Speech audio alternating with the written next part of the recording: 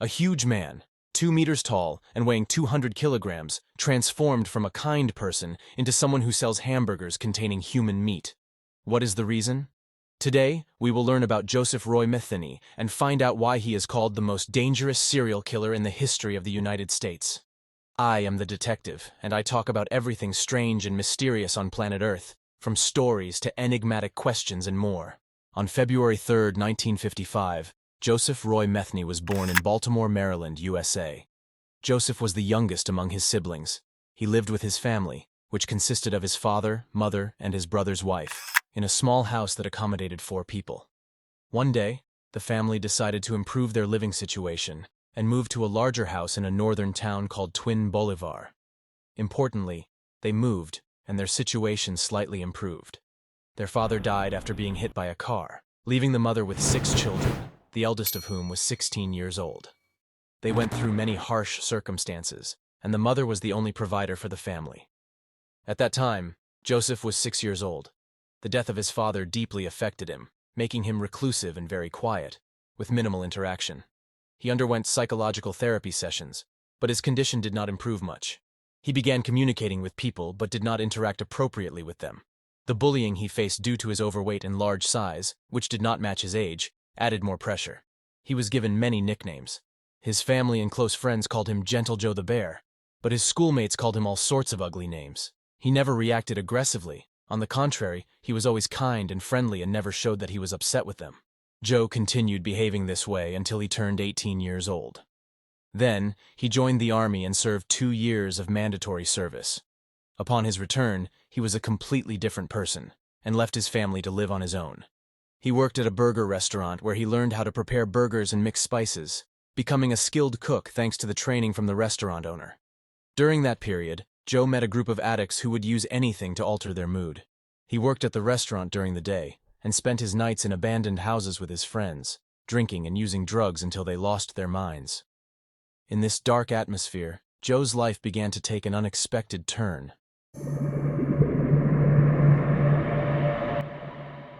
Joe fell in love with the love of his life, Katie, and after just 1 month of their relationship, he married her.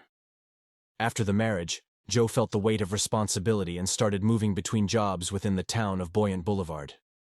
Despite his addiction to alcohol and drugs, he was kind and likable, and people offered him work because of his kindness and willingness to help others.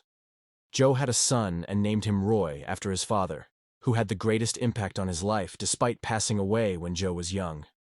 Joe gave all his emotions and love to his son, who was the most precious thing in the world to him, and he would say that Roy was the reason he kept going in life. Joe continued this way until his son turned 6. At that time, Joe was working as a truck driver. One day, he was on a long trip that would keep him away from home for 2 days. On the 3rd day when Joe returned, he found the house empty. It was in July 1994. Joe came back to find nothing in the house. He searched for his wife and son and discovered that his wife had taken his son, all the money he had saved, and all the important things, and ran away with her lover. To this day, no one knew their whereabouts.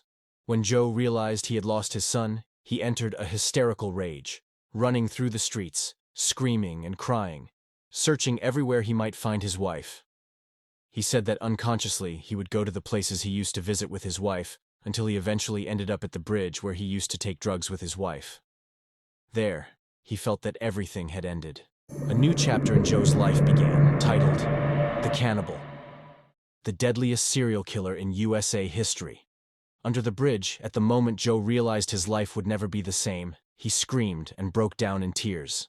During this time, he saw 2 homeless men, both over 30 years old, sitting under the bridge and using drugs.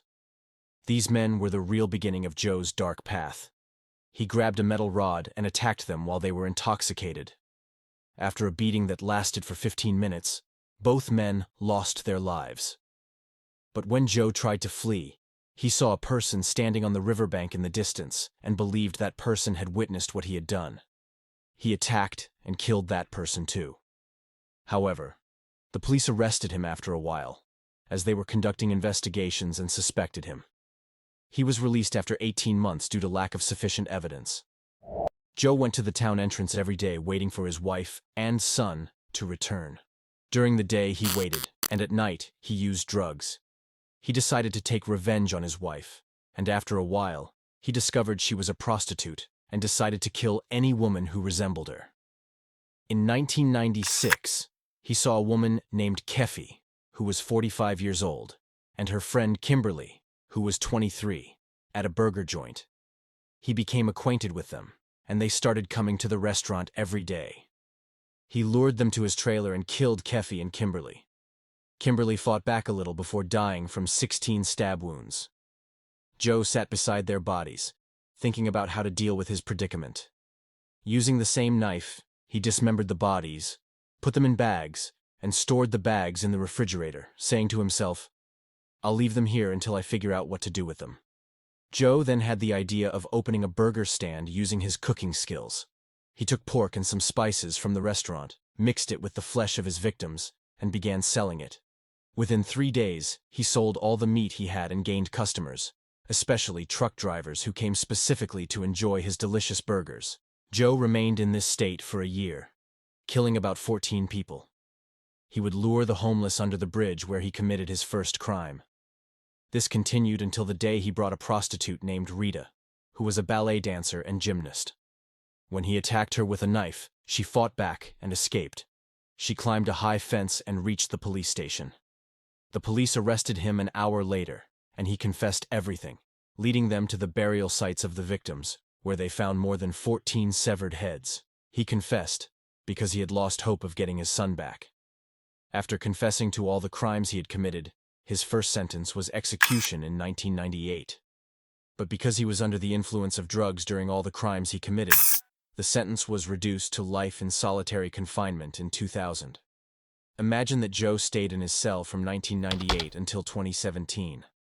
On August 5, 2017, during the lunch hour, the guard came to give him his lunch but found him lying on the ground, and thus his death was announced. And so ended the story of Joseph Metheny, the most dangerous serial killer known in the United States. This was our story for today. I hope you liked it. Tell us your opinion in the comments. Did you feel sad for him or not? Honestly, my feelings are mixed. Since he was young, he lived a difficult life and went through all kinds of suffering, from bullying, poverty with his family, and losing his father and family. But that does not mean he had the right to take others' lives. The important thing is to give us your opinion about this story. I am the detective, and I'll see you in a later video.